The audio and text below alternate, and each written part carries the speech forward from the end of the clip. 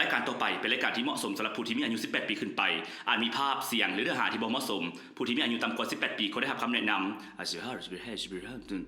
ไม่ยิ่งถือพาบุคคลดื่มเกินวันละ2 ขวดสู้เอาอย่างให้กูอ่าน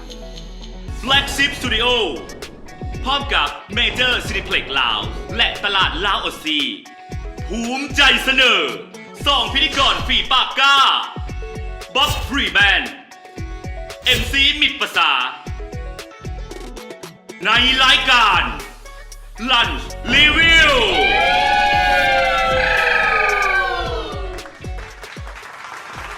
สบายดี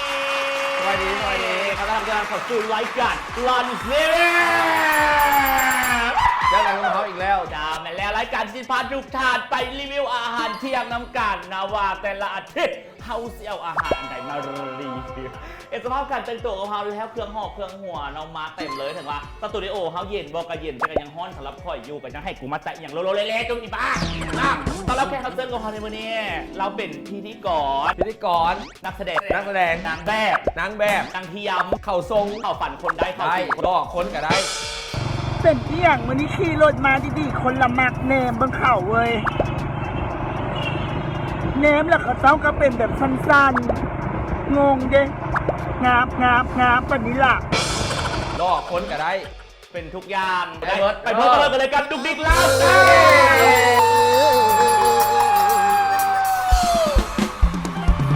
โอ้โหดีๆมึงเอาดีๆป๊อปเพิ่มเนี่ย มาเต็ม เฮ้บังกูจ้าบังซิงกูเลยจ้า บอกแล้วเอามาธรรมดาอย่าให้ได้เข้าฝันพอแล้ว เอา ลงมาบอก ทีมงานเขาจะบอกว่าให้นั่งโต๊ะเลย ตั้งโต๊ะเลยไม่ได้ใส่ตอนนี้เขาอยู่กันดุกดิกแล้วสตาร์ สบายดีเอาตั้งไหนก็ไหนก็ไหน สบายดูกล้องมึงนับเลยกล้องที่หนึ่งสบายดี สบายดี กล้องที่สอง สบายดี กล้องที่สาม สบายดี กล้องที่สี่ สบายดี กล้องที่ห้า สบายดี กล้องที่หกดิ สบายดี เออเนาะก่อนมึงสิสบายดีกล้องครบ6 ตัวเดี๋ยวมึงลงมานั่งดีๆก่อนวัน ไม่ นี้ ลงสมบอก เออทางนี้ จะบอก ตอนนี้เราอยู่กันอีกวันหนึ่งครับดุกดิกแล้วสตาร์ สบายดีดุกดิกลาวสตาร์ นี่ อาปาก มันคู่กันเลย ระวังตุ๊กเดี๋ยวว่าดุกดิกไข่กินขาด しばらく見張ることにするわ2人の時間をやっと手に入れたと思ったのにปากคักปากคัก ไม่ได้ เขาเป็นคนเรียบร้อยใด เป็นคนเรียกเรากูเบิกในตุ้มหูมึง หมายความว่าไปใส่กันเรียบร้อย มันเป็นน้ำผู้ชายบนยุ่งมีแต่เงี้ยเป็นล้าน โอ้ยทีมงานของยูของกินมาได้ไก่ดอกไก่ดิบมาให้ดุกดิกเขาในเด้อนี่ป๊อปคอร์นแซ่บๆกับแป๊บซี่สุดฮารุฮารา เล่งไหนรสชาติ บดอยาก มันเฮียเอาเก็บเอาคืน ถามนะดุกดิกตอนนี้เฮ็ดอย่างยูใส่แน่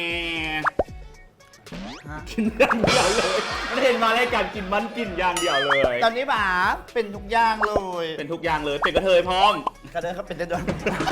เมื่อนี้สิ่งมีใส่แน่มา เห็นเยอะอย่างยูใส่ ตอนนี้นอสิงอยู่มันเป็นเวียกอยู่ลาวสตาร์ อืม เป็นพิธีกร เห็นอย่างอีก โปรดิวเซอร์ โอ้โหโปรดิวเซอร์เกี่ยวกับอย่าง รายการบันเทิง มา ลา เติม คน อยู่ มือกับรายการบันเทิงนี่แหละ แล้วสิมาถึงดาคืนกับอยู่รายการนี่แหละ แม่น อาหารสวยแต่ละมื้อมากินอย่างนอกจาก เท่าไหร่อาหารส่วนนี้กันเท่าไหร่ก็เจ้าใต้ทูบพายุแถว อันเทวรักษ์แปดต้องการนี่เทวรักษ์แปด เท่าไหร่ลูกดิ๊กนี่ตอนสวยนี่กินอาหารกินยากบ่มีปัญหาอย่างเกี่ยวกับอาหารสวยบ่ อาหารสวยเป็นอาหารที่ยากไอ้บอกมันต้องซอกกินแบบ มันมีเวลาจำกัดแดงมันต้องไปกินอย่างที่แบบง่ายๆสบายๆไปกับมูนะคะล่ะแล้วกินอย่างกระไดไปห้องน้ำผัดโบกิน แมนเต้หน้ามันโลด อีหานั้นจะเป็นยากเนาะโซ่ด้วย โมเมนต์มาถึงเต้หน้าโตเต้หน้าโบมีเรื่องราวบอกเกี่ยวกับอาหารสวย เป็นเมี่ยงเมืองหลวงเนาะ เรามา เราให้ฟังเขาก็ไปซุ่มนุ่มกันนี่แหละกันมีฝรั่งไปกินน้ำกันเนาะ ฝรั่ง กับปลากันเป็นฝรั่งกูยิง โอเค เขาก็ไปกินน้ำกันไปซุ่มเซลแมวโพงก็กินเมี่ยงเมืองหลวงก็กินปกตินางก็กินแบบด้วยความมันจะคนอารมณ์แบบมันบอกเลยปิดมาผักสลัดติดแคลเจ้า มันโมให้เป็นการโมให้เกียรตินะมูก็กินผักสลัดแล้วมันก็ติดอยู่แล้ว เล่าลาวอีกว่ะ ว้าวลาวนี่มันแรงเลย มาตรงยังดึกๆเอาไม้โดนมาอย่างไรมือก่อน สลัดติดแคลเจ้าเขาก็แบบน้อยเนี่ยเขาก็ล้มดอง มันออกแล้วมึงบอกกูเมื่อวันนี้คุณหมาให้เกียรติการกินของกูเด้ เพราะว่าต่างประเทศกับเจ้าแบบคอยกินคอยย่ำ แม่ ไม่ได้จะมากินบุบบับคือเฮาหันนะ นี่เรื่องราวของดูดิดูดิเอ้ยนะพวกเขาจะมีเมนูอาหารมาให้น้ำกันถึง 5 จานมึงเวอร์จะทีมงานกับบอกมึงไว้อยู่แล้วมึงจะมาทำท่าตกใจอยู่นี่เราสิมาลองซิมน้ำกันว่าจานใดมาจากห้านใดไผ่ถ้วยถึกรอดตัวไปไผ่ถ้วยพิษนะมึงก็จะถึกลงโทษเลยกินแซ่บๆไปก่อนก่อนนี่ทีมงานซ้อมอย่างว่าไอ้บ๊อบอมเลยเด้อนะตอนนี้รู้สึกว่าเป็นวาดเจ็บคอแล้ว และสำหรับเมนูของเราในมื้อนี้ที่จะมาลองซิมน้ำกันสำหรับคนปากน้อยๆคือพวกเขากับเมนูพันป่านั่นเองใส่กระปักใส่ก เขา ระ เลือ ปั ก ก เขาเลือกเมนูอาหารเข้ากับหนาแข่งเสริมหมด นั่นแล้ว เอามาเลยจานที่หนึ่งมาเลย แต่ที่หนึ่งมาเลยว่ะเดี๋ยวเขาสิขึ้นที่เข้ารายการแบบวันนัดกันกับเพื่อนนึงกันเลยสองมาเลยยังซื้อได้เป็นบอก แม่ได้ คันมึงเห็ดได้กูก็เห็ดได้โอเคจานที่หนึ่งมาเลย ว้าวอุ้ยพักนะเป็นตะเซิร์ฟ ไม่เอาสคริปต์ให้มันสูงพัดป่าตัวนี้มาจากห้างพัดป่าคู่เวียงแน่นอน โอ้ยอย่าเป้าเถื่ออย่าเป้าเถื่อเดี๋ยวไอ้บอมเห็นบอลสังเกตเห็นบอลนี่พักอีเลิศของเพื่อนจะเป็นขาดนิดนึง มาแล้วอีเล็บประสานผิด ไอ้จือเกลือ อย่าเป้ามือขับไปยกซิมเลยบอเอามาลองซิมกันเลยนะ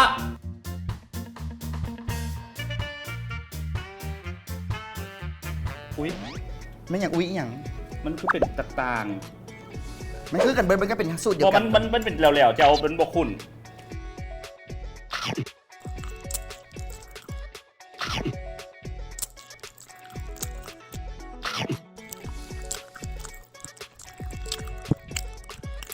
ที่เขาเคยกินมามันจะมีแต่กินปลาแดก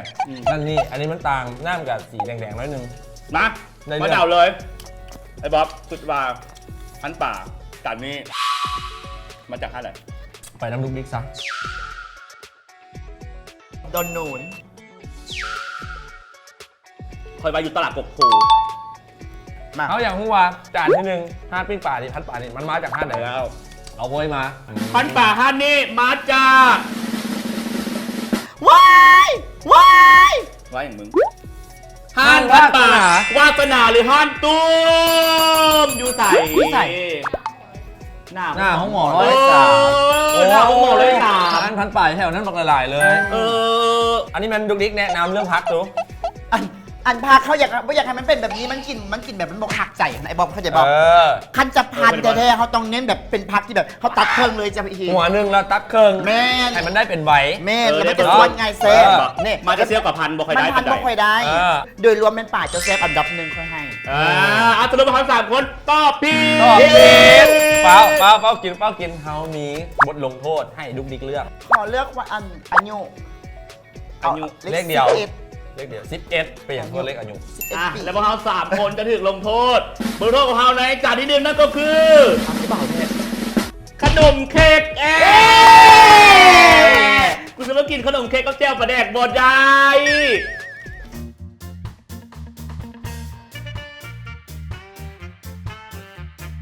เดมันใส่น้อยๆกันเอาหนึ่งสอง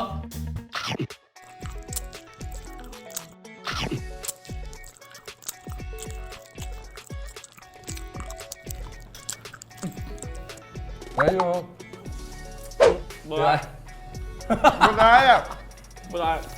อันนี้ก็อาจจะเป็นอีกสูตรหนึ่งที่เทศให้พันป่าแซ่บขึ้นเนาะกินกับเค้ก บดใหญ่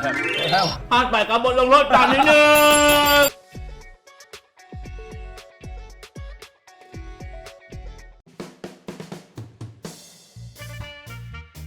มาเลยอยู่ใส่มีฮานี่เลิศตัวนี้ฮานี่ชุดพิเศษเลยเนาะพักคนหลายเนาะแล้วก็พักตลาดเนี่ยคนขายเยอะนี้แบบนี้บอล หลังจากเขาตีไปเมื่อกี้นี่ท่านนี้เผ็ดมาเลย ไม่แล้วแบบนี้แหละมันจะกินง่าย ก็มาส่งเมื่อกี้นี่ เมื่อกี้เขาพันใส่ผักกะหล่ำแบบนี้สิขอพันใส่ผักสลัด ไม่กินสมอง แต่ถ้าถึงว่ากูอยู่ป่าอยู่กูขอแทบว่า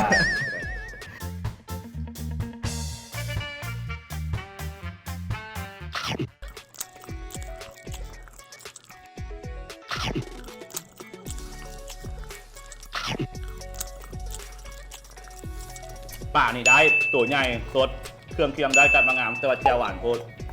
ไอ้ขอไปตลาดพลต้อง ต่อตลาดหง พันป่าคำกร และพันป่าสุดนี้มาจากฮานมาวินซาบูเอาวะแท้ มาเป็นซาบุงเลย พัน อ่ะ ซาบูมีพันป่าขายปัสสีสวัสดิ์อ๋อและสุดที่ 2 มาจากฮานมาวินซาบูนะบทลงโทษที่ลูกเลือกแล้วไอ้บอบเลือก เอาเบอร์8มันหนักสู้มันบอกมุ่ เห็ น นแล้วพวกเราดูนี่อย่างขนมสังขยาอ่ะขนมสังขยา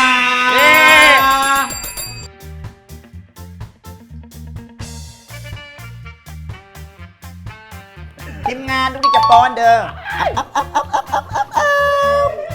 ลูกนี่นี่คือหมาหยอกไก่หลายกว่าตัวนี้นะเพราะว่าได้คือ พี่อ้ายอะ พี่ไอ้ จะเบิ้งดีๆเด้อ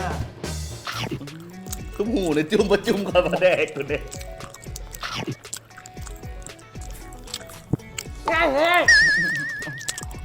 หวาน ความหวานคนสองเลยตอนเนี้ย จานที่3ของเฮานะบทลงโทษคุณจะรู้อย่างให้แฮงแต่เขาได้แหละจานที่3เข้ามา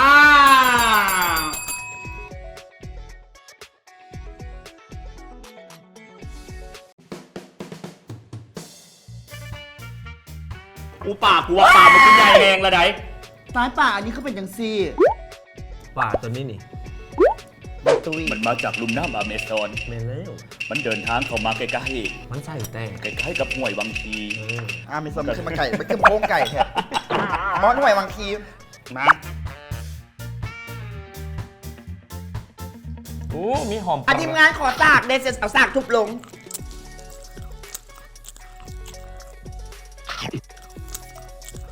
มือกัน1 2 3 กระหมูมันกล้าหมูมัน เฮ็ดเอา พอดาวเลยฮะนี่มาจาก ผมเปล่า โคนเพน จะแทงหัวขวา แทงหัวขวา มาเลยมาเลยตัวนี้ไอ้บ๊อบฟีแมนเฉลยเลยและชุดที่ 3 ของพันป่าเข้ามาจากฮาน ฮานเมี่ยง เจ้าใหม่ ฮานเมี่ยงเจ้าใหม่ ฮานเมี่ยงเจ้าใหม่อยู่ ฮานเมี่ยงเจ้าใหม่แล้วขายออนไลน์พี่บอกแม่เมี่ยงเจ้าใหม่แล้วขายออนไลน์ พีท อันอย่างเจ้าใหม่ อืม คือบอกตอนนี้เลือกเลยให้โอกาสกูปะดินะ เอาเลือกเด้อ เอาสอบๆเด้อ ตอบมา เลือกได้ เบอร์เอาสอบ เบอร์ 1 เบอร์ 1สอบปะล่ะ มาเบอร์ 1ก็ต้องตอบ โอ้ยเป็นวาซาบิเบอร์ แต่ว่าอีนี่ยิ้มละใดอีนี่ยิ้มละใด กล้องอีกแล้ว เนี่ย กล้องแตก นี่อย่าง วาซาบิไม่บอกเขามาแล้วนะ ๆกล้องแตกๆหรือมึงตายรถ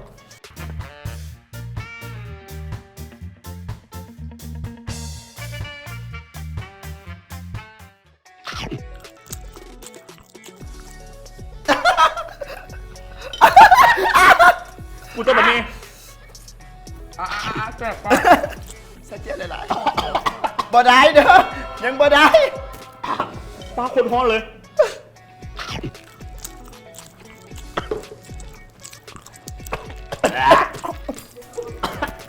กูไม่เห็นอย่างยุนี่กูแท้ แม่กูเห็นอีพีนี้เราต้องด่าแหละ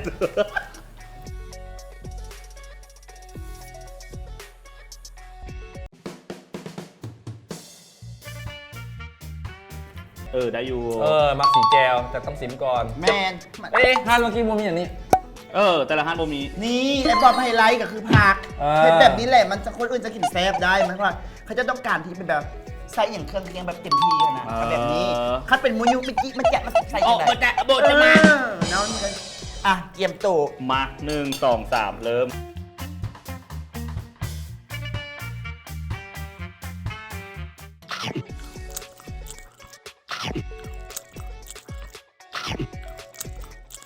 ตลาดศิวิไล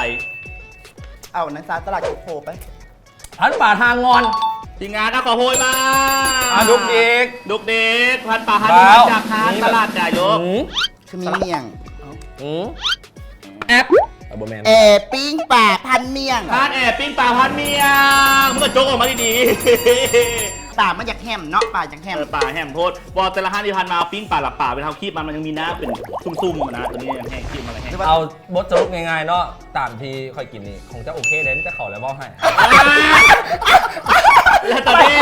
ร้านแอบปิ้งป่าพันเมียงอยู่ข้างหอวัฒนธรรม เมื่อหน้าจะลืมจ้างพวกเราไปรีวิวพวกรสชาติอาหารจะเปลี่ยนป้าย ขอเงินจ่ายเงินมารสชาติอาหารทางก็จะเป็นไป ขออนุญาตเลือกเด้อ เอาดีๆได้คือกูด่าได้กูเริ่มโมโหเลยได้ดูมาอีกแล้วมา กินดิ สั่นมังกร สั้น มันเบาๆยืมมันเป็นเจ็ดแล้ว เปล่าอันตราย กินเสร็จเริ่มเจียละลาดอ่ะ อุ้ยอันนี้อย่าง กินกับเนี่ยแจ่มหรือเนย เนย กินกับเนย เอ๊ะได้อยู่ โบเนยกับประแดงโบเคอ่ะ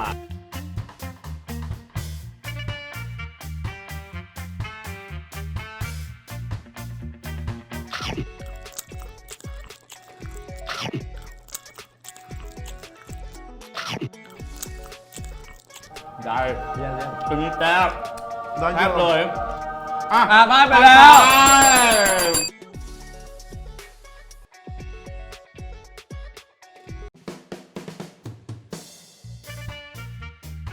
มาอุ้ยฮานี่อุ้ยพี่ดอกอันซันนะ ทีมงานป่าไปไซ ไอไลกิด เอาโบมีป่า ตึม เอ้ยมีผักอีกอย่าง ๆเอาไม่ยังสูง ผักขะแยง ไปอีตู เอา หอมเดี๋ยวปัดแยง ยำตาแดงหลับลงมา แอบเกียร์กันนะ ที่ร้องพันให้ครบๆเบิ่งก่อนเด้อฮานี่คือว่าเอาเครื่องมาให้หลายแค่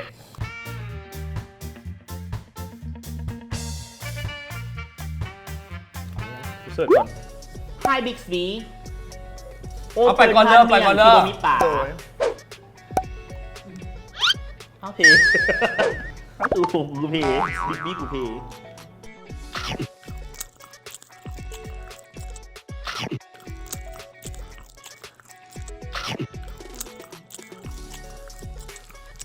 เจลตัวนี้อยากออกเค็มๆหน้อยนึงตัวนี้มันแบบหวาน หวานเค็มปนกันเนาะ ไม่ต้องเจลนี่เจลเค็มใช่ไหม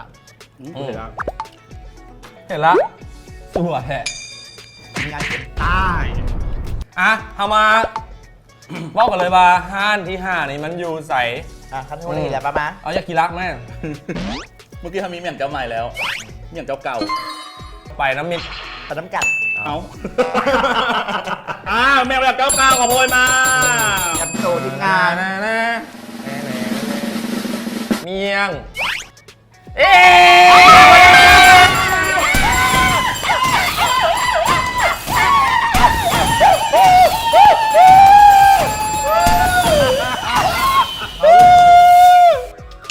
เราเลือกมา3 คน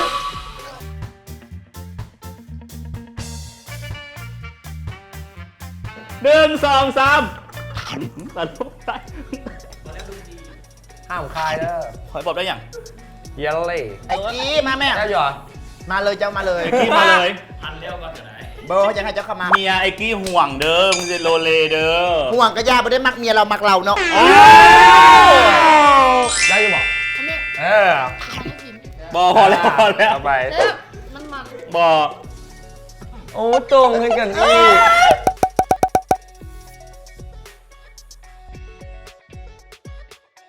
ตอนนี้ให้ดูบิ๊กฝากผลงานแน่ว่าเฮ็ดนี่อย่างยูใส่เป็นอย่างแน่ก็เป็นไก่เป็นไก่เป็นอย่างกระเบ้าไปเลย ก่อนอื่นต้องบอกได้ว่าเป็นคน เป็นคนก่อนนะ ดูที่เป็นคนได้ทีมงาน ขออนุญาตฝากผลงานนะตอนนี้ทุกดีก็มีแสดงอยู่ที่ประเทศอังกฤษ เอาความจริงอุ้ยลง ตอนนี้นะขอฝากผลงานกันแล้วกัน พอ สามารถติดตามทุกลิกได้ยูทีทางลาวสตาร์ของพวกเขา เจ้า สามารถติดตามทุกลิกได้ยูทีโอ้ขอฝากได้เถิด ไปฝากผลงานแน่นะทุกๆผลงานเลยของลูกเรียนยูทีลาวสตาร์เลยมาฮอตไทม์นี้บอกเลยนะเขาอยากมาถามกันก่อนมักอย่างกันใด ห้านวาสนา พัฒนาทีเลยนิดนึงเลย พอดีงาม จะคะแนน ให้8 อีลูกดิ๊ก เออ มาข้างไหนให้จะคะแนน เมี่ยงเจ้าไม้ เมี่ยงเจ้าไม้ มาอย่างเจ้าใหม่จะคะแนน ให้8 สำหรับมักมินเป็นฮันที่2ฮันมาวินซาบู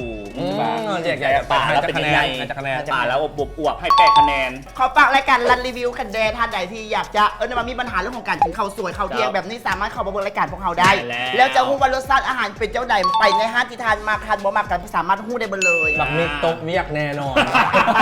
เอาละขอบอกทุกท่านสามารถติดตามรายการของเราได้ว่าจะเป็นทาง Facebook นะเข้าไปเลยที่เพจ Black Sheep Not Studio หรือว่าจะเป็นทาง YouTube Channel ก็คือ Black Sheep Studio ลาวเด้อเข้าไปเบิ่งทุกๆรายการของ Black Sheep Not Studio ของพวกเรากันไปได้ และในท้ายนี้พวกเราก็ยังจะมีของรางวัลมาแจกให้กับทุกๆท่านกันเลยท่านสามารถที่จะแชร์คลิปนี้เนาะผ่านทาง Facebook พร้อมด้วยแท็กหมู่2คนแล้วบอกว่าอาทิตย์หน้าพวกเราจะเอาอย่างมารีวิวเนาะให้ตอบถูกได้ไปเลยกับปี้ข่าวสมพงษ์เงาจากเมเจอร์10รางวัลละ2ทีเด้อแต่ว่าตอนนี้เรายังไม่ได้ไปใส่กันเถื่อเรายังมีเรื่องสุดท้ายที่จะไปมวนไปมันกัน ตอนนี้ไปพบกันเลยครับดีเจมาน้อยปล่อยหน่อย Welcome to my world of hands-up music. ไปเลยลูกนิดอีไปเลยไปเลย เป็นอย่างคืออะไรดุกดิก แม่บอกว่าหักไผ่ให้บอกไปเลย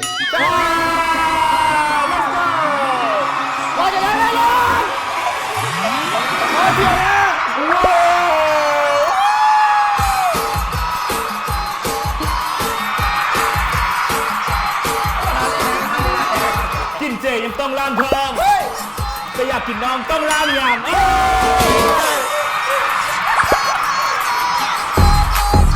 กินเมี่ยงก็ยังต้องทาน บัดกินกันไปใส่ละ กินเมียงทางนั้น กินกันทางนี้ ตะปูยังต้องได้ต่อแต่ถ้าอยากได้ดอกตัวหายเด้อ ครับเบอร์ละเบอร์ละเบอร์ละไม่ได้แล้วพี่ก็พี่เปลี่ยนเรื่องนี้กันนะ ถึงหน้าไอ้จะใหญ่ เฮ้ย จะไอ้ก็ยอมแลกไต่ไปได้ใจจะเด้อ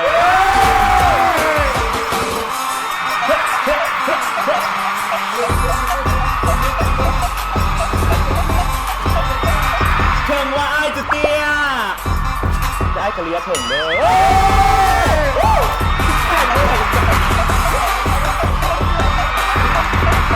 เชิญไอ้จะเตี้ยไอ้ปะเมียมาหาน้องได้เด้อ